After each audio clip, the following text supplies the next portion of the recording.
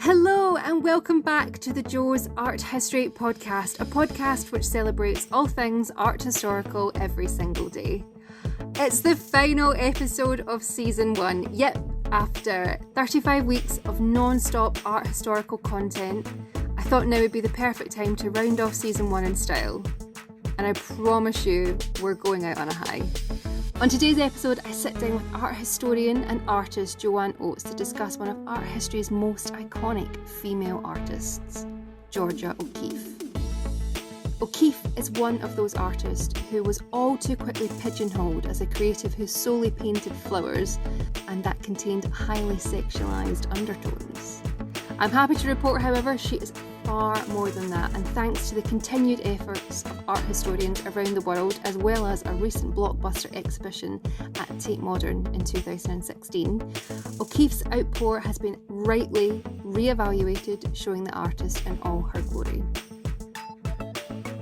Joanne, a.k.a. Jo, takes us on a whistle-stop tour of some of OKeeffe's outpour, and we discuss 5 works which highlight the very creative developments of the artist's life. OKeeffe was an absolute powerhouse, not only as an artist but as a woman, and I can think of no better artist to round off season 1 of the Jo's Art History podcast with. So sit back and relax as Jo and I discuss the amazing Georgia OKeeffe. First question, the most obvious sort of place to begin. Where was the first time that you remember seeing OKeeffe's work? Yeah, so I remember I got a calendar as a Christmas present, I think when I was about 13. And it was just, it's one of those things, just like I was into art as a kid, and I was always into art. So I was always getting sort of arty presents kind of thing. And I remember I'd seen a Georgia OKeeffe documentary. It was maybe a BBC documentary about her, and I mentioned it to someone, and then I got this Christmas present. And on the whole, it was a lot of her flower paintings, which obviously a lot of people know her for, like the Jimson Weed, White Flower, and sort of some skull paintings. So, but as I was going through them, I remember this particular piece just really made me stop in my tracks, even at 13. Like there was something else going on behind it. It wasn't a nice painting of a flower stem. It was really abstract. I mean, there was something sort of vaguely floral about it, but it wasn't what it seemed to be. There was something going on. It was sort of vaguely sexual, and it was the grey lines with black, blue and yellow, which was, I think, around 1923. And it's like, it pulls you in. I mean, it's got a vaguely sexual tone to it, and a lot of people have tried to attribute sort of that sexuality to a lot of her work, but there's a lot of things going on here. It's very feminine, but it's very powerful. It's just, it just really made me think there's something more to this artist than just flower paintings, and I wanted to know more. So that's really where she came to my attention first. And can I just say, I think for a 13-year-old, that's incredibly switched on to even associate. Like when I was 13, the biggest thing in my week was getting the top of the Pops magazine. So we were very different teenagers. But you're so right, though. I love what you say there about how this painting draws you in, because for me, it's almost like a vacuum that you almost kind of want to step into this canvas. But she does this beautifully, OKeeffe, but she really got tarred with this brush very early on as a flower painter, if you will. Maybe let's take it back a couple of steps. So for people listening who have never heard of the name Georgia OKeeffe, could you just give us a very brief overview of who Georgia OKeeffe was? Yeah, sure. I mean, she was born in 1887, I think, and in Wisconsin, in the States. She learned how to do watercolors and when she was young, and I think she studied at the Chicago Institute of Art, and then she went to New York and she showed in a group exhibition, and she met the owner of the gallery where she showed, Alfred Stieglitz, who she then later got into a relationship with, and he was a lot older than her. She became like his muse almost. One of the things that sort of connects to the sexuality part is that he took quite a lot of amazing photographs of her that were published in New York magazines, I think, and they were quite sort of sexualized. And I think that's really where people started to like sort of sexualize her work, because they'd seen her as an artist, but then they've seen her in these sort of, you know, really beautiful photographs, but they are quite sort of provocative, a lot of them. So I think that's what sort of gave her pictures a little bit more of a bit of a sort of sexual lens that people have attributed to them. Yeah, I mean, I would completely agree. And even though the paintings of these flowers and, you know, Stieglitz's images of O'Keeffe were exhibited together, so it was technically a joint exhibition. People didn't see O'Keeffe as an artist in that respect. They saw her as this gentleman's muse, and it really tarred her reputation for quite a while. And as you said, you know, she's tried so hard to sort of move away from this idea of these very sexually charged images, which is why she takes a bit of a turn, actually. And you've included this in another one of your images as well. So she starts as a way of like rebelling against the sort of sexually charged idea of her work. She starts painting scenes of New York in these very sort of kind of semi-abstract ways, but she's got this amazing quote where she talks about, you can't paint New York as you see it. You have to paint New York as it makes you feel. Yeah. And I think that's such a, I mean, I've never been to New York, but I feel that with London, where I live.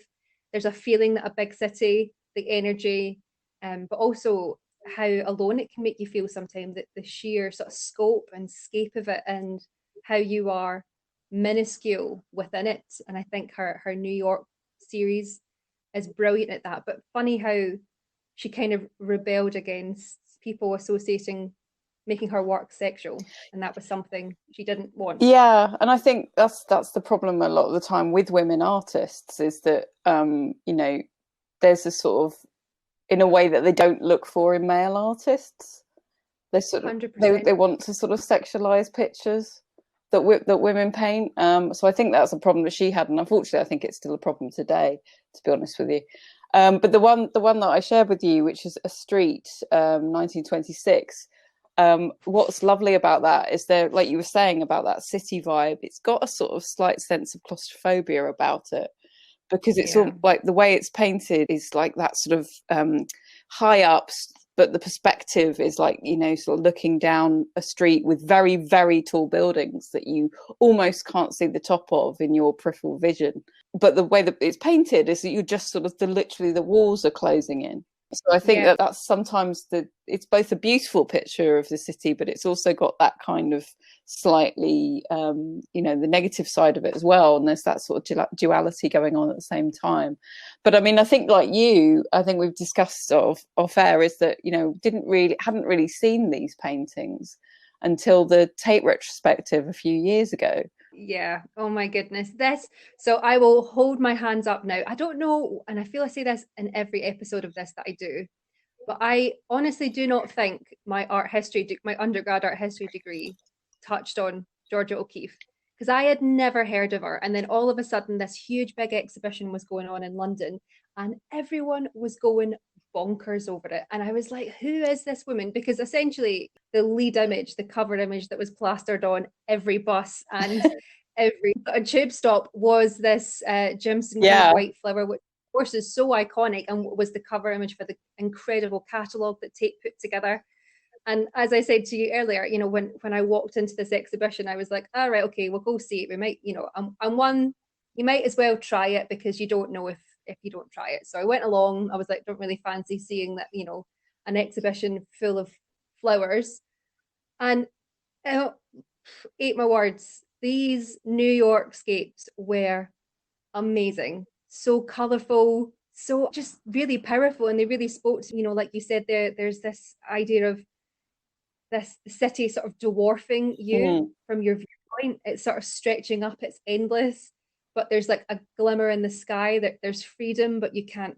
It was just amazing. But as I said to you earlier, everyone was very much sort of like hot-footing it through that gallery to get to the flower paintings. I was like, these are brilliant. Where's everyone going? I think that's what's so great about that exhibition. I completely applaud the Tate for doing it, because there was so much work.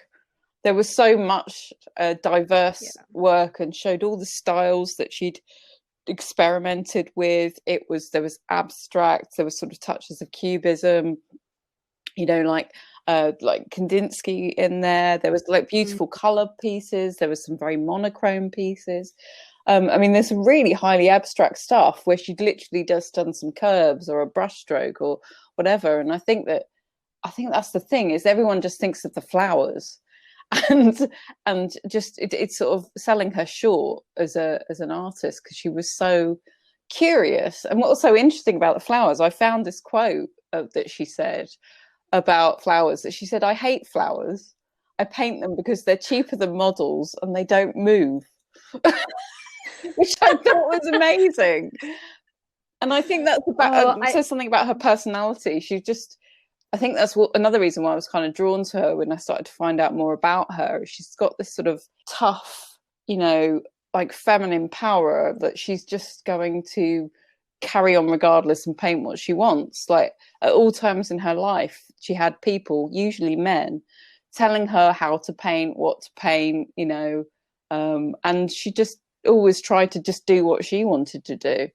And I always just really admired that about her. So in preparation for this podcast, you have like hit the nail on the head there.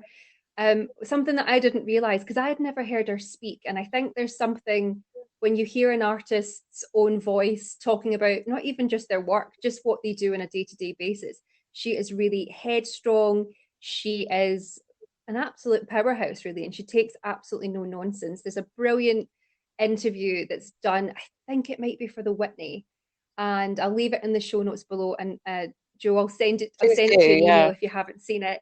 And it's someone interviewing her at her ranch in New Mexico, and they're like, "Oh, it's very good of you that Alfred Stieglitz lets you come up here." And she was like, "I don't get his permission. I do what I want." Yes. I know. And I was like, "Oh, she's amazing. She's just amazing." And so to the point, matter of fact, you know, I'll do it my way on my terms. Yeah, absolutely. And if you want to come for the ride, great. If not, you know where the door is. And I really, really respect that. She's such a fascinating person. And the more that I've dug into this for this recording, I have so much respect for her. So what I didn't know, for example, with the Tate exhibition, was that they put that on essentially to smash that idea that she, air quotes here, as a flower painter. And also at the time, I don't know if this has changed, but at the time there was no Georgia OKeeffe paintings in any of Britain's big collections. That's so surprising, isn't it? Yeah, and considering, you know, in 2014, this Jimson Weed, you know, the key piece of this exhibition, which was lent to the Tate, was bought at auction for 44 million in 2014, which at the time completely smashed the record for a female artist. But that's a term she hated as well, though. She hated being a female artist. She was like, "I am an artist. What does my gender matter?" She was an incredible person. And the video that I was telling you about, she walks you through her home. It's very serene, very minimal, actually, and really beautiful, really, really beautiful. So she had style, class. Yeah, she was just a bit of a badass, really. I mean, I'm sure we're going to talk about it, but to go to New Mexico on her own as a woman and just say this is where I'm going to spend the majority of my time. I mean, she still came back to New York and did shows and stuff, but she spent the majority of time in New Mexico as you know, on this ranch, this ghost ranch, and you know, it's just sort of such a pioneer and a like warrior, and just doing it on her own. And I think that's just a really amazing. It's funny actually, the interviews you see of her when she's older, because she died in 1986 in the latter years of her life, she actually really reminds me of my great grandmother, who was very fortunate to know in the last few years of her life. But you know, she was an East Ender. She was like a real kind of grown up in really tough times. She really reminds me of her. So there might be some of that I resonate with. But so it's that sort of tough female feminine power that comes across, and I think that comes across in her paintings as well. And that's the feminine nature of it. It's not the flowers and the sort of soft side. It's actually the strength that comes through, I think, for me. Oh my gosh, absolutely. And she's just, like you said previously, she has this range. She's not this one trick pony, if you will. She is constantly experimenting, expanding, and really experimenting. But she has a love of color, which is really, really evident, but not even just bright, vivid, beautiful colors. In the painting that we've discussed, a street, set in New York, it's very sort of dark colors, but there's something so still really inviting, very beautiful. And if we go on very quickly to talk about, as we've mentioned, she spent a lot of her time in New Mexico, which was she kind of went through it as like a happy accident, actually. She was making her way back to New York on a summer holiday with her sister, and then they stopped by New Mexico, and she just completely fell in love with this really barren landscape. And it was a desert. When you say desert, what you think and what she presents to you on a canvas couldn't be further away from, there's so many colors, particularly the work that you sent me, the Black Mesa landscape. For me, there just seems to be these beautiful, like almost cloth-like folds in these Yeah, I mean, for mountains. me, it sort of totally transformed how I look at landscapes, really. I mean, like, my own work as an artist, just looking at them as shapes and forms of color and tone, and they're not trying to be precise. She's not trying to like capture, oh, that's definitely that hill or that mountain or whatever, but it's more a sense of the landscapes. It actually really reminds me of Cézanne. If you sort of go back to some of Cézanne's works, very loose, less sort of the impressionists that came after him, but just that kind of lots of color and just shape. And I also love Cézanne as well, and it just really reminds me of that. But it also, I mean, for me, I didn't really know much about New Mexico before I discovered Georgia OKeeffe, and it just made me really fascinated with this part of America. I've now become slightly obsessed with wanting to go there, I have to say, because you can visit Ghost Ranch, but it's more like for retreats and things. It's not owned by Georgia OKeeffe, family or foundation, although you can go to, I believe, her house that she then subsequently lived in Abiquiu, which is down the road. But yeah, I just really I'd love to go there. I've never been, and I'd like to find an opportunity to go and paint these landscapes myself at some point. Well, yeah, absolutely. And no wonder though, like she makes it this like really inviting place. And the painting that we're talking about, 1930, she's in her 30s, I think. She's about 37, but she would go on her own and she would be up at the crack of dawn. She converted an old car to be a mobile studio, so she could drive out and fit a canvas in the back of the car and paint in this baking heat from morning to night. And she loved it, and I think she became almost part of the landscape. And that's so obvious when you look at this. You kind of almost want to melt into it yourself. Yeah, absolutely. And it's sort of that sense of painting what you feel that we were saying before. It's not, oh, here's a really barren desert. This is how this place makes me feel. And that's what she's painting, I feel. So no, I think it's brilliant. And then, as you said, that this is a place she returned to again and again. She was, cutting between sort of New York and New Mexico. And then when her partner, Alfred Stieglitz, passed away, this is about, oh my goodness, 1946. She stays in New York for a little while, and she just thinks, oh, actually, this isn't for me. And I think about 1949, she moves to New Mexico permanently, and that's kind of where she stays. But she makes endless amounts. She was prolific. She really never stopped. And I must say, the Georgia OKeeffe Museum, and I'll leave a link to that website in the show notes below, they have an amazing online archive of not only her works, but the items in her house, things that she used to wear, private photographs that she's taken. So you really do get a sense of, you get the measure of who she was and how much she loved being here, being in this.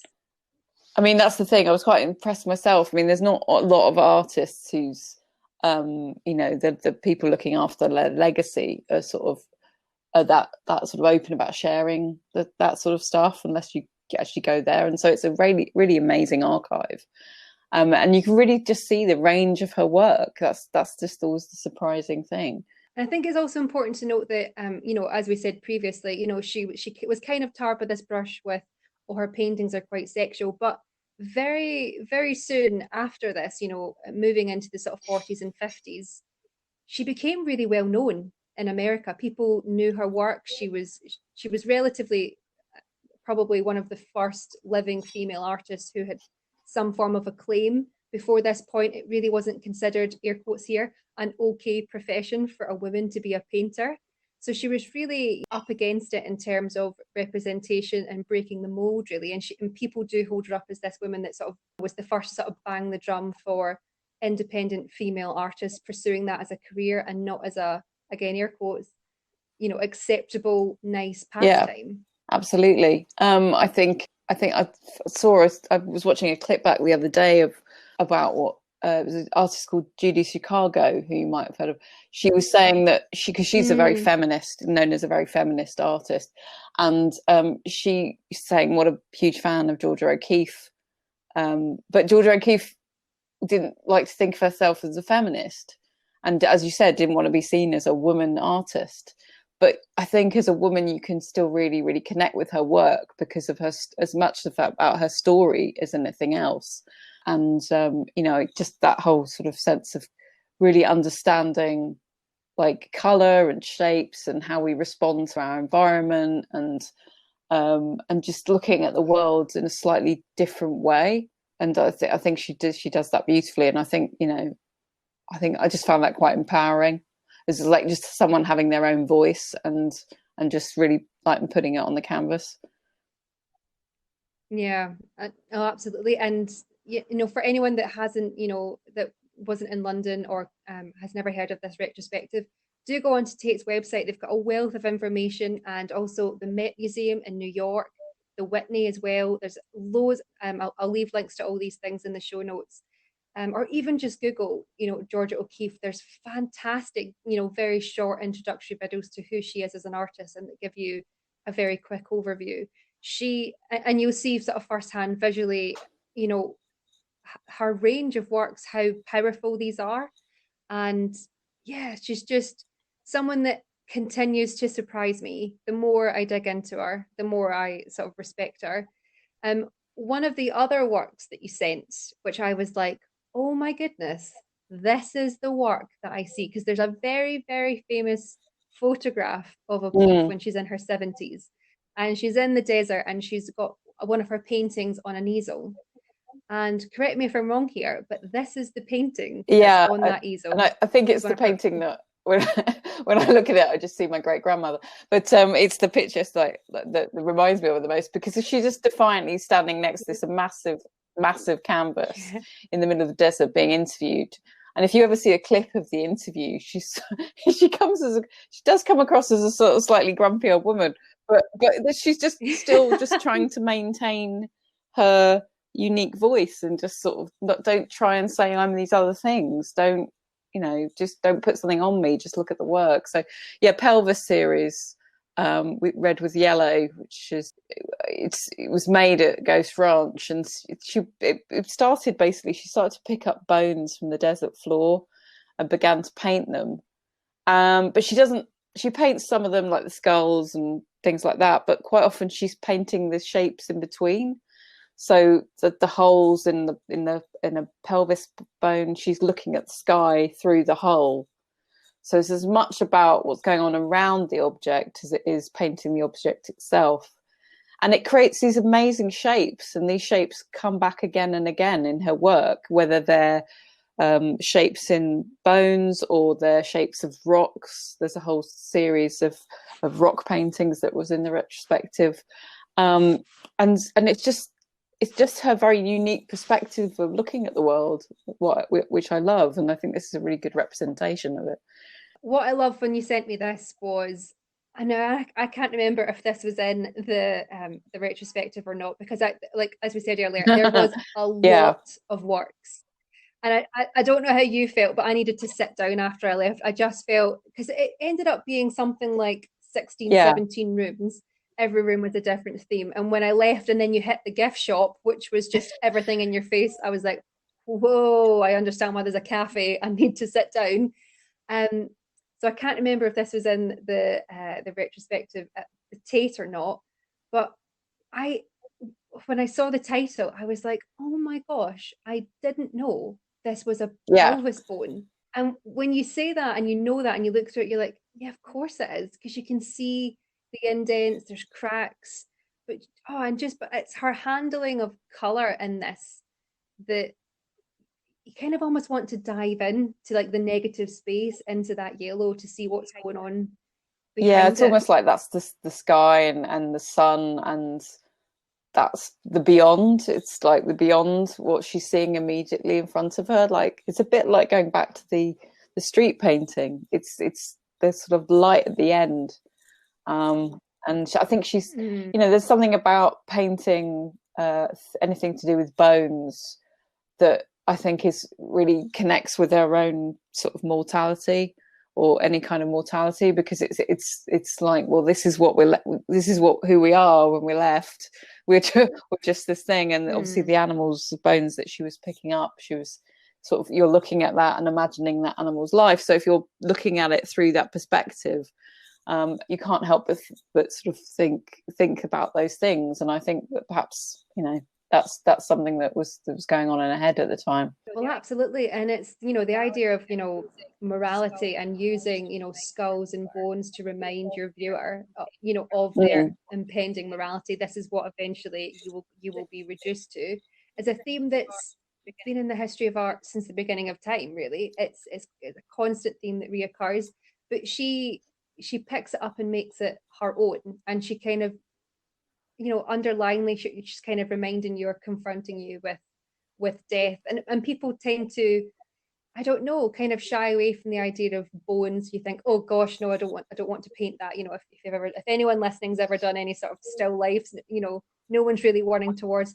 okay, I've got an apple and I've got some bones here, so we're going to paint it up. You just don't do that. Yeah. So I just think she deals with things in such an unusual way. And even when she paints, you know, full skulls of animals that she's come across in the desert that's died, she includes, you know, it's included very sort of surrealist almost in this incredible sort of desert landscape. She incorporates flowers, and there's just a lot going on in her paintings, even when there doesn't look like there is. And I think that's why she's brilliant. Like, you have to look again at these, and I'll say it once to say it again. It's always good to go and revisit these and spend some time, because, you know, even if we go back to, you know, the New Mexico, you know, the painting that we spoke a few minutes ago about the hills and the mountains, you could just look at that and go, oh, okay, it's hills and mountains. But actually, when you really spend time looking at it, looking at the colors, the tones, it just takes you somewhere else. And, you know, I think it's very much that Instagram thing of, you know, you've got 3 seconds and then you have to move on. But these, you know, you owe it to yourself to like spend. I think that's really interesting what you're saying about going back, because obviously for this, you know, I went back and sort of was looking at her work, and there was a lot in that retrospective, but there were a lot of things that weren't in there that I still hadn't seen, that I found on the internet. I was like, oh my God, I can't believe that I hadn't seen that. And as you said, so prolific, but also what I really, really recognized is having had her as this sort of influence in my sort of art. Well, I, you know, studied art history as well, and also just sort of in the back of my mind as an artist that I like. I realized by really, really delving in more recently just how much her work has had an influence on my own artwork and my own paintings in a sort of like unknowing way. It's sort of that use of color and shapes and things. It's sort of like unduly kind of, not unduly, but that sounds negative, but just sort of, it's sort of subconsciously, I think, sort of seeped in there. Yeah. And so I'm looking at her pieces online and going, oh my God, that's a bit like that piece I did a couple of years ago, or this is a piece I've done recently. And it's just like, and it just made me really happy, because it was just like, oh gosh, I think she's had way more of an influence on me than I actually even realized, just because of the scope of the work and how many pieces she's made. Oh, I love that. I love that. And that's the thing, you just don't know when, subconsciously these things are burned on the brain, and when they stick with you, and when you have that moment with a work of art or an artist who you really admire, and you could look at them for days and days and it never get boring. It does very subconsciously seep into not even your own art, but perhaps how you dress and the color schemes that you enjoy and that you decorate your home with. But you sent me the final image that you sent me. You sent me a link to a series that you have also done on your website, because as you've said, you're an artist as well, and this was your Horizon series. Yeah, and what really surprised me is, like, when this is a piece that she did called The Beyond, in the early 70s, and she was 84 around that time, and she was starting to lose her eyesight. And I thought what was really amazing, when you look at the work she was doing at this time, she's just bringing everything down to its complete simplicity. It's just blocks of color or a line or a brush stroke. It's nothing too complicated. It actually goes back to some of the stuff that she was experimenting in her early part of her career, really experimenting with abstraction, and sort of without me realizing it or think about it too much, I think it's sort of influenced some of my own work. So I've just done this Horizons piece series that I've sort of completed for now, but I might go back to them, where it's just looking at horizons in their most minimalist form. So it's the blocks of color, usually just 3 blocks of color, but using the paint and the texture of the paint to create the light and shade, so that at any time of the day you look at them, they will look slightly different because of the texture in the paint and the way the light in the room is hitting them. And it goes back to that whole thing about Georgia OKeeffe, is just sort of looking at something and painting what you feel about it rather than what's there, because some of the colours I'm using in that Horizon series aren't colours that you would necessarily see. Some of them are on horizons, whether they be the land or the sea. But she just in this Beyond piece, you can't help feeling that she's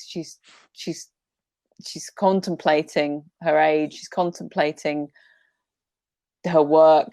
She's using color in this really, really beautifully strong way. There's this like light blue and then this white line through it, and this very dark sort of lower half. You're not sure whether we're looking at sea or a mountain range or something. I'm not, you're not sure what it is. And I think, but it's definitely this sense of looking at a horizon. And when we look at horizons, it's all about our place in time. It's our past, present, and future, because where we are as a viewer is the present, and what's behind us is the past, and what is what we're looking at, the future, or are we contemplating our mortality again? So I think that's what's going on for me in this piece, and I think that's what horizons generally do for a lot of people. Oh, I could not agree more. That is just, you've nailed it there.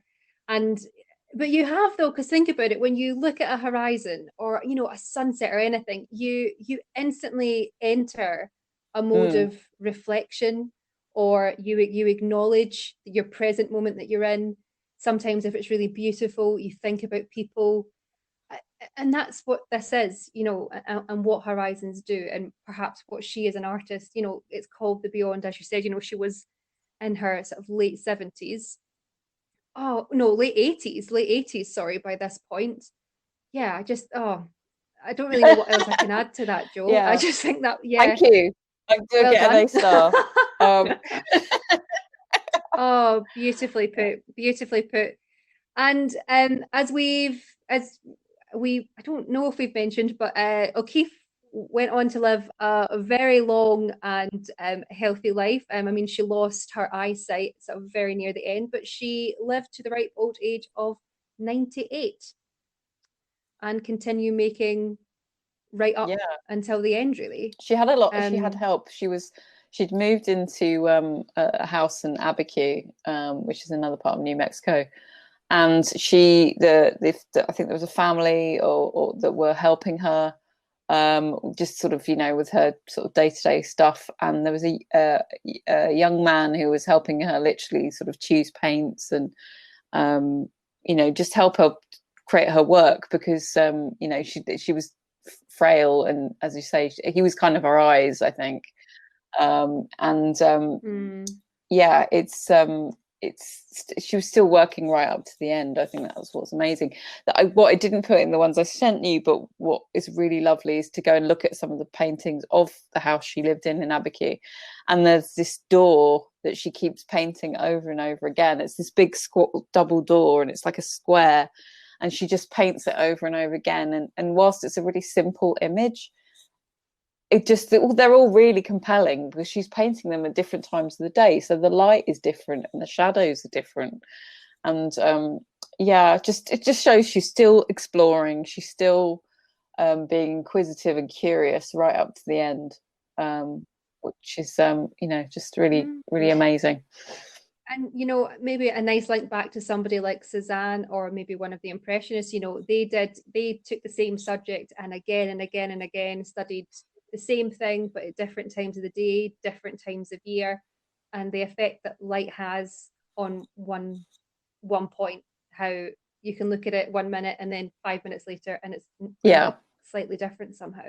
And what I didn't say earlier was you sent a great comparison shot of a Cézanne landscape, and I was like, oh my gosh, I would have paired O'Keeffe and Cézanne's work, because it's just this, like you said, it's the impression, it's the feeling they want you to get, more than sort of hitting the nail on the head, sort of accurate sort of absolutely. And there's the sort of the richness of the color, and which I think is very similar as well. It's like that sort of, it's almost like it's like you sort of want to touch it. It's like kind of, mold it or something. I'm not quite sure how to describe it really, but definitely had that kind of sensibility about it.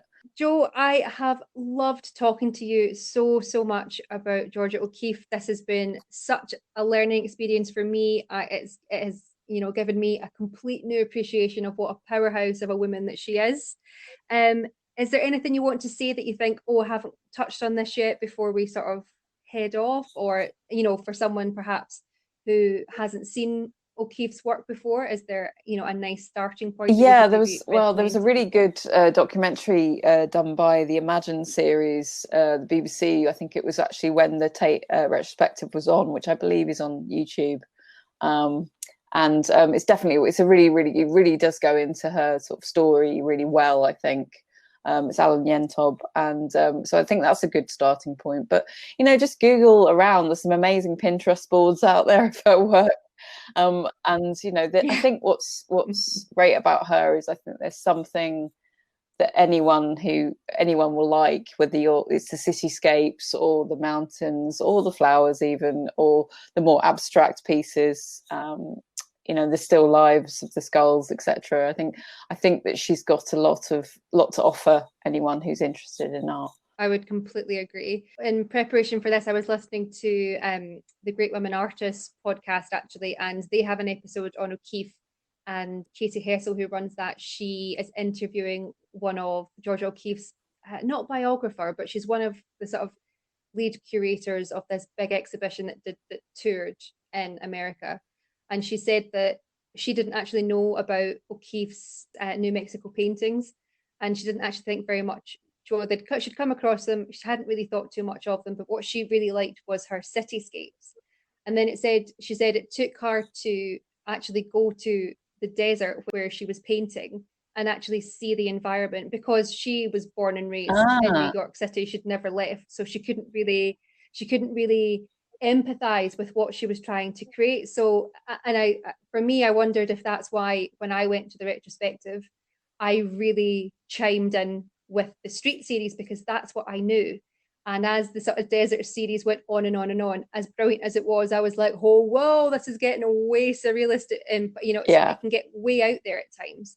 But it just sort of struck a chord with me, where I was like, oh gosh, I wonder if it's that age old thing, you travel and you expand your mind.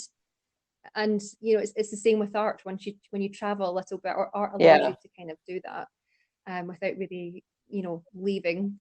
But yeah, it was just a very interesting thing. So I'd be interested to hear from anyone listening if they find the desert series maybe a bit sort of cold and off-putting, or people that love it, if they've experienced some sort of travel in a desert some way, or that very sort of like barren, colourful landscapes. It was just an interesting. There's also there's a really great gallery I follow based in Taos, which was one of the first places that Georgia OKeeffe visited in New Mexico, called Western Gallery. You can find them on Instagram, and they sort of specialize in art from this area, and they've got some amazing pieces on there, and a lot of the artists locally are obviously influenced by Georgia OKeeffe and a lot of the sort of landscapes around there. So if you want to find more contemporary artists who are looking at those landscapes, that's a good one to check out. Oh, I love that. Well, I'll definitely look that up, and I'll put it in the show notes below. Jo, it has been an absolute pleasure to have you on. Thank you so much for coming on and talking about Georgia OKeeffe. I think it's so obvious to the listeners, but for me, recording now with you, you just have this love and passion, which just is just so genuine for her work, and I just think it's an absolute pleasure. Thank you so much. So I do have one question before we go, and it's a bit of a big one. So it is the Jo's Art History podcast, and my final question, and you can take this as large or as narrow to you as you wish, but my final question is, why is art important? That is big. It's important. Well, if it's important to everyone or important to me, or is that a both question?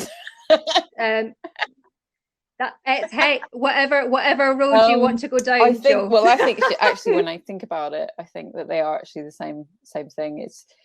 I think art allows you, and this is true for me actually, and that's a whole other conversation, but it allows you to express things that you couldn't express in other ways, particularly verbally or writing them down. It's amazing how a colour, a brushstroke, a form, a shape can help you like showcase something you're feeling in a way that a word can't.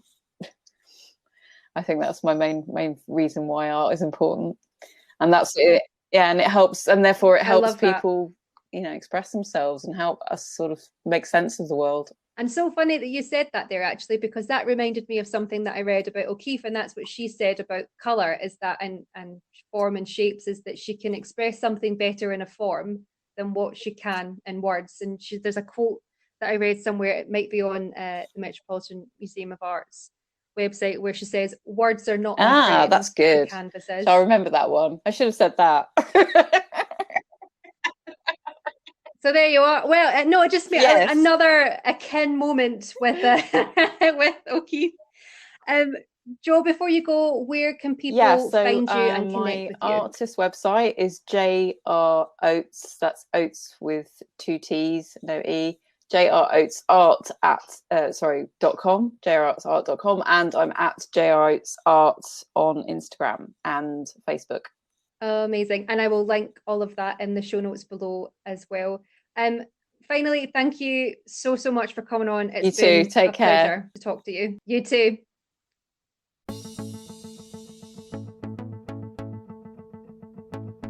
And there you have it, the end of season 1 of the Jo's Art History podcast. First and foremost, thank you so much to Jo for coming on and speaking so brilliantly about Georgia OKeeffe.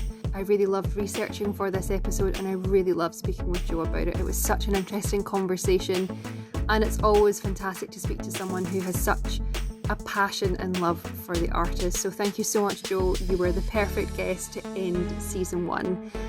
Don't be sad, I will be back later in the year, around about September time, with a brand new season and a whole load of new art historical content. In the meantime, we have a back catalogue of 36 episodes, including this one, so there's plenty to listen to and to re-listen to.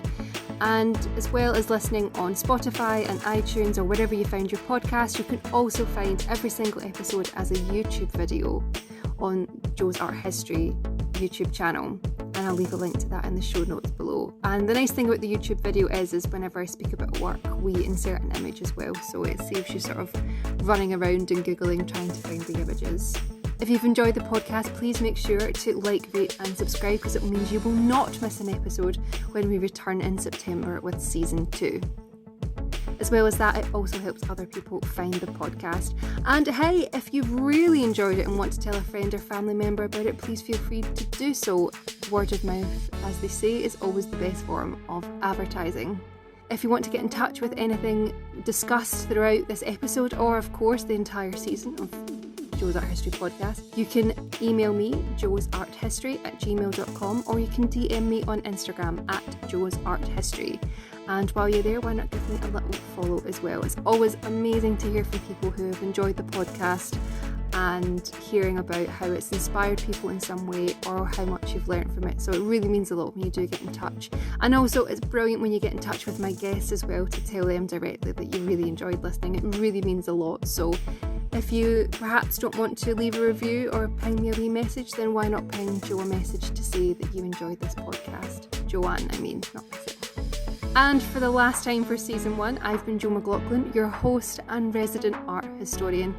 Thank you so much for listening. I have absolutely loved putting this season together for you all. And I look forward to welcoming you next time for season 2 of the Joe's Art History podcast in September.